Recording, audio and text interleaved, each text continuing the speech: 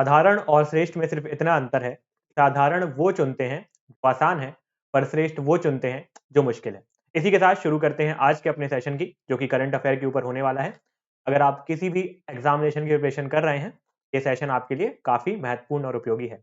रोज की तरह I Prabhav Sharma welcomes you all to infinity current affair live show. तो चलिए शुरू करते हैं आज के सेशन की। सबसे पहला करंट अफेयर जो है वो ये है कि Divya TS won gold medal in women air pistol national shooting championship. तो जो दिव्या टीएस हैं, उन्होंने air pistol national shooting championship में गोल्ड पदक हासिल किया है। Karnataka shooter Divya TS has secured her first women's 10 metre air pistol national title at the 65th national shooting competition championship. तो ये जो 65th नेशनल शूटिंग चैंपियनशिप थी, उसमें दिव्या टीएस ने गोल्ड मेडल हासिल किया है और ये जो कैटेगरी थी ये women's 10 metre air pistol category थी। शी डिफीटेड संस्कृति बाना, जो कि उत्तर प्रदेश की थी, उनको उन्होंने 16-14 से हराया और गोल्ड मेडल अपने नाम किया। 27 वर्षीय Divya as the 27-year-old Divya as she topped the second stage with 254.2 ahead of a string of top shooters like Ridham Sangwan, Isha Singh and Manu Bhakar। तो इन सबको पछाड़ते हुए, काफी दिग्गज शूटर्स को पछाड़ते हुए दिव्या टीएस ने women's air pistol national shooting championship में गोल्ड मेडल अपने नाम किया। Forest department launches project Vanikaran in Kerala. Forest department ने प्रोजेक्ट वनीकरण केरला में शुरू किया है। तो ये काफी इंपॉर्टेंट है, आपसे पूछा जा सकता है एग्जामिनेशन में कि किस फॉरेस्ट डिपार्टमेंट ने केरला में कौन सा प्रोजेक्ट शुरू किया है, तो उसका नाम क्या हो जाएगा, वनीकरण।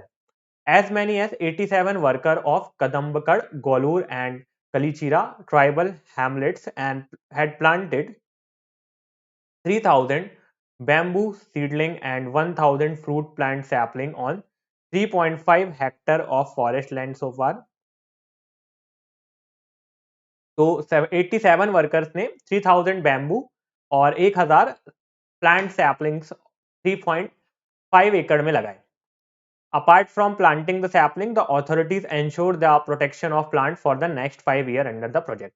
तो ये सारे प्लांट लगाने के साथ साथ जो अथॉरिटीज हैं, उन्होंने ये भी मेक श्योर करेंगे वो कि 5 साल तक इन जो प्लांट्स हैं इनको कुछ भी ना हो।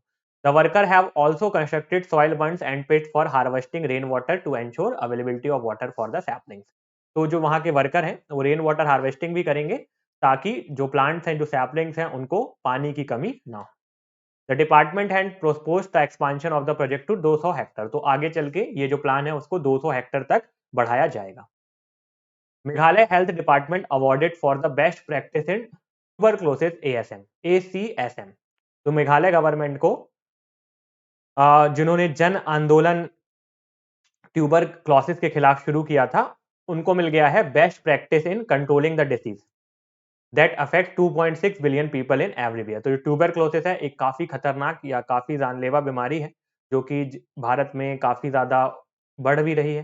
तो इसको खत्म करने के लिए मेघालय हेल्थ डिपार्टमेंट ने एक जन आंदोलन शुरू किया था। उसी के तहत जो मेघालय हेल्थ डिपार्टमेंट है उसको अवार्ड मिला है best practice in tuberculosis.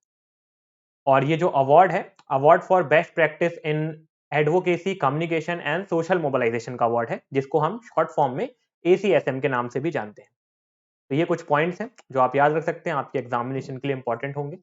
Hyderabad strikers crowned as champion of tennis premier league. जो टेनिस प्रीमियर लीग अभी हाल ही में खत्म हुआ, उसको हैदराबाद स्ट्राइकर्स ने अपने नाम किया है। तो ये चौथा एडिशन था टेनिस प्रीमियर लीग का, जिसको हम TPL के नाम से जानते हैं।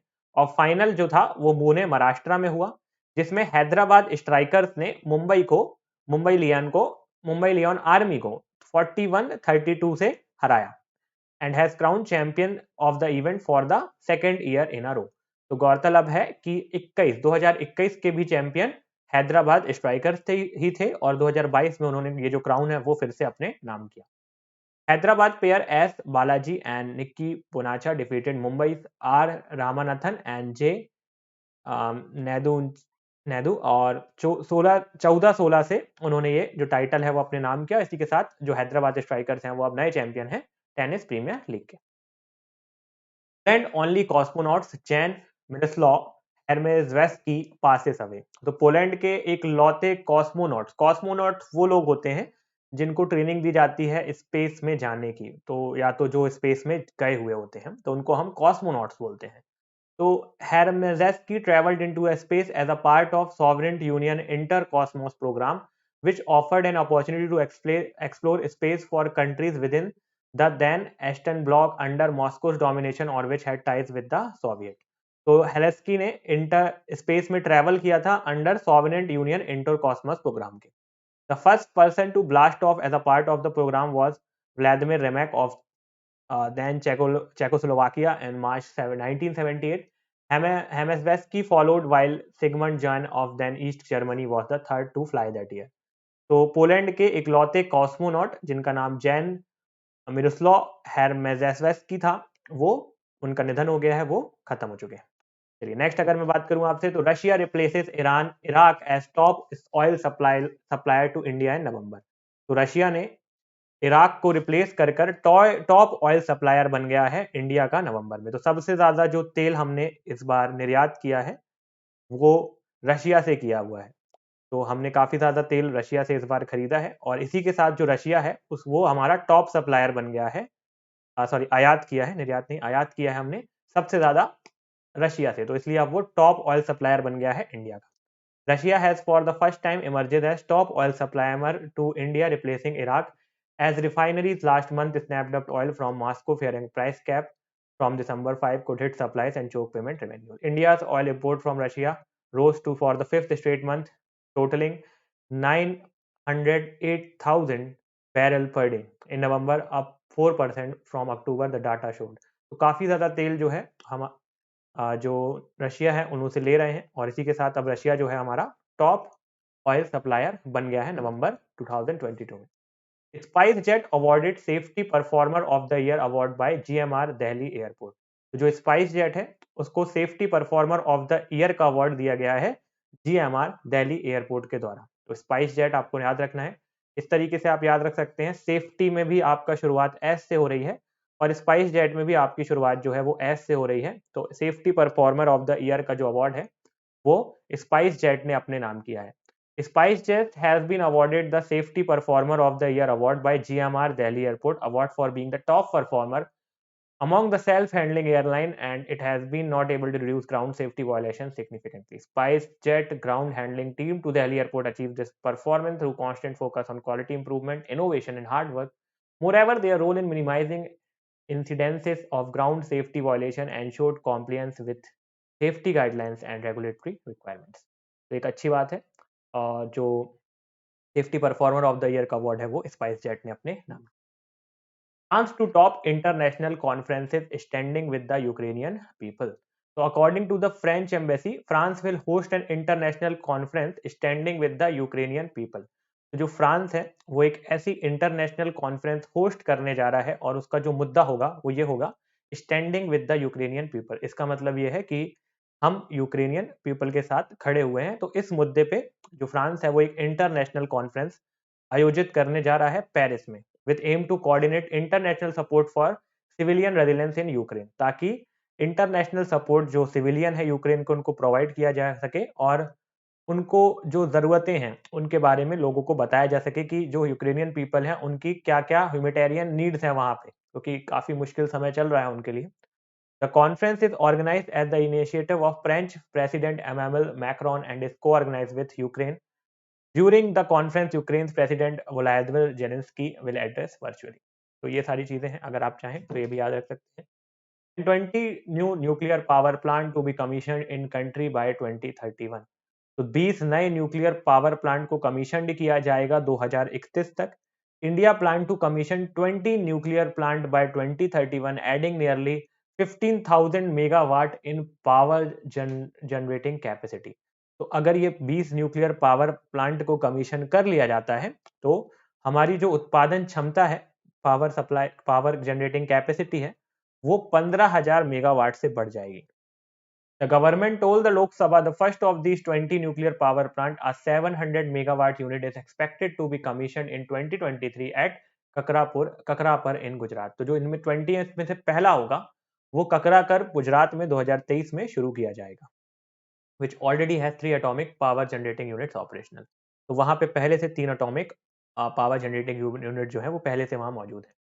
According to a written reply by Minister of State, the PMO Jitendra Singh, the 500 mega prototype fast breeder reactor at Kalapakam likely to be operational in 2024. तो और जो बाकी भी हैं वो सारे भी इसमें बताए गए हैं, अगर आप चाहें तो पढ़ सकते हैं. लाइक सबसे पहला तो अभी जैसे कि मैंने आपको बताया ककरापुर गुजरात में शुरू होगा, उसके बाद 2024 में कलापक्कम में, फिर 2025 में कुंदनकुलम में, देन 2026 में राजस्थान में रावत भाटा में, और 2027 में फिर से एक और कुंदाकुलम में, और 2029 में गोरखपुर हरियाणा में 700 मेगावाट का जो न्यूक्लियर पावर प्लांट है वो शुरू किया जाएगा. ISRO is doing to boost the use of NavIC Indian version of GPS. तो जैसा कि आप सभी को पता होगा, जो इंडियन वर्जन ऑफ जीपीएस है उसका नाम क्या है? नाविक. और अगर मैं नाविक का फुल फॉर्म बात करूं तो वो होता है आपका navigation with the Indian constellation. तो जैसे आपका गूगल मैप्स होता है, वैसे ही इंडियन वर्जन जो है हमारा, उसको हम बोलते हैं NavIC, the Indian version of GPS. The Indian space research organisation ISRO will introduce the L1 frequency in all the future satellites. The 7 satellites in the NAVEC constellation currently use 2 frequency for providing positioning data, the L5 and S band. However, most mobile system of chips and wearable devices support the L1 band. To overcome this drawback, ISRO announced the new Tesla satellite from NVS-01 onward, which are meant to replace these satellites will also have L1 frequency. तो नाविक जो ये system है उसको और अच्छा करने के लिए जो इसरो है वो एक L1 फ्रीक्वेंसी की सैटेलाइट लॉन्च करेगा. अभी जिन सैटेलाइट्स पे ये काम करता है हमारा नाविक, वो है L5 और S बैंड्स पे. तो वो थोड़ी सी हमारी पुरानी हो चुकी हैं, या उतनी ज़्यादा उनकी क्षमता अच्छी नहीं है. आजकल जो ज़्यादातर डिवाइसेस हैं वो L1 फ्रीक्वेंसी को यूज़ करते हैं. तो उसी के तहत जो इसरो है ये L1 फ्रीक्वेंसी की सैटेलाइट लॉन्च करेगा, जो कि L5 फ्रीक्वेंसीज की सैटेलाइट को रिप्लेस करेगी. To overcome this drawback, ISRO ने ये जो L1 सैटेलाइट्स हैं वो ज़्यादा बेटर होती हैं, इसलिए इसरो ने ये इनिशिएटिव लिया है. और जो आपका L1 फ्रीक्वेंसी की सैटेलाइट्स होती हैं आजकल जीपीएस में वही सबसे ज़्यादा यूज़ की जाती हैं. 8th Indian international science festival 2022 to be held in Bhopal. तो जो आठवां इंडियन इंटरनेशनल साइंस फेस्टिवल है वो भोपाल में होगा. काफी इंपॉर्टेंट करंट अफेयर है, पूछा जा सकता है आपके एग्जामिनेशन में कि इस बार का जो इंटरनेशनल साइंस फेस्टिवल है वो कहाँ पे होगा. तो it is the festival to celebrate the achievement of Indian scientific and technology achievement with students, innovator, craftsman, farmer, scientist and technocrats from India and abroad. तो ये फेस्टिवल इसलिए बनाया जाता है ताकि जो अचीवमेंट है इंडियन साइंटिस्ट की, टेक्नोलॉजिकल एडवांसमेंट और जो इनोवेटर्स, क्राफ्टमैन, इन सबको बताया जाता है जो हमारी अचीवमेंट है इस बार साइंटिफिक, इंडिया की साइंटिफिक और टेक्नोलॉजीज में, उसके लिए ये जो फेस्टिवल है ये मनाया जाता है. It is also provided opportunities to people and scientific fraternity in the country and abroad to come together, work together and experience the joy of doing science for the wellbeing of India and humanity. There will be 14 event organise during this 4 day. तो इन 4 दिनों के दौरान, ये जो festival है ये 4 दिन के लिए चलने वाला है, और इन 4 दिनों के दौरान 14 से ज्यादा इवेंट को ऑर्गेनाइज किया जाएगा. और यहाँ पे जो पार्टिसिपेट्स होगा 8,000 से ज्यादा डेलीगेट्स इसमें पार्टिसिपेट करने वाले हैं. IISF has evolved progressively through the innovation design of program and activities connecting various aspects of life to science.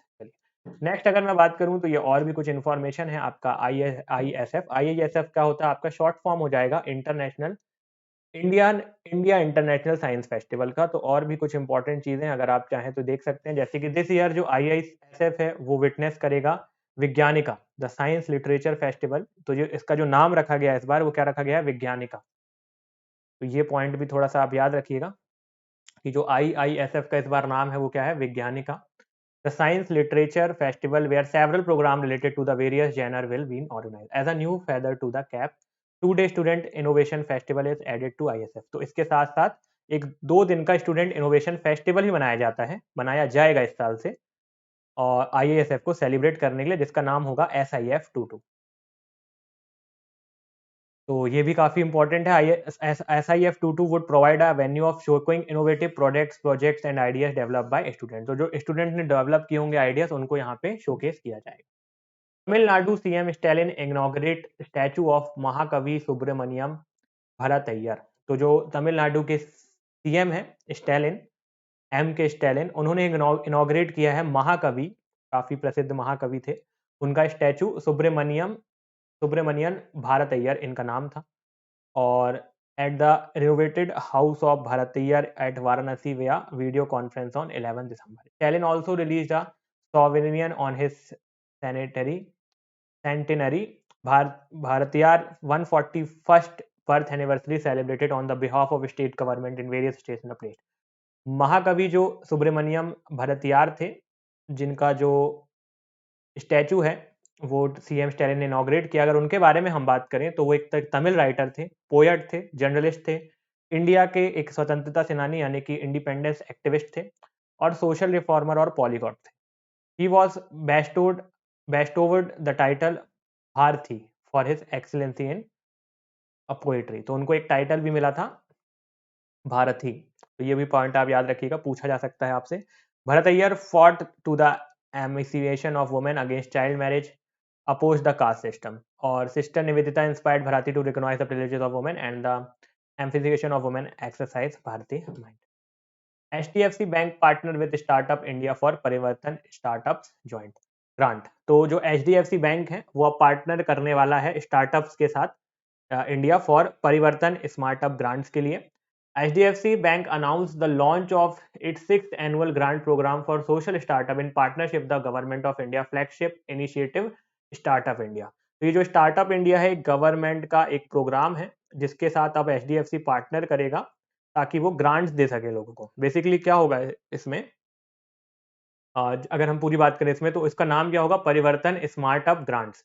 The program aim to identify startup working in the social impact space and support them through monetary grants to their incubators. इस program के तहत ऐसे लोगों को ढूंढा जाएगा जो कुछ काम कर रहे हैं, जिनका कुछ स्टार्टअप है, सोशल इम्पैक्ट जो हो रहे हैं अभी उनके लिए, और उनको मॉनेटरी एड यानी कि पैसों से मदद की जाएगी ताकि वो और बेहतर काम कर पाए। The grant have been offered under the aegis of Parivartan, the umbrella name for the bank's social initiative. So far, the bank has disbursed over 30 crore to more than 45 incubators. तो अगर अभी तक की हम बात करें तो जो HDFC बैंक है उन्होंने 30 करोड़ से ज्यादा 45 इंक्यूबेटर्स को दे चुके हैं ताकि वो अपने स्टार्टअप को और बेटर कर पाएं और सोशल इम्पैक्ट के खिलाफ काम कर पाएं। आज के करंट अफेयर सेशन के लिए इतना ही। उम्मीद करता हूं कि सेशन आपको पसंद आया होगा। कोई भी क्वेरी या कोई भी डाउट है तो please feel free to comment on the comment box and don't forget to join our telegram channel which is @infinity education AJ. And if you haven't subscribed our channel until yet, so that please make sure that you are also subscribing the channel and don't forget to press the bell icon. Thank you so much for the time. All the best. Have a great day and keep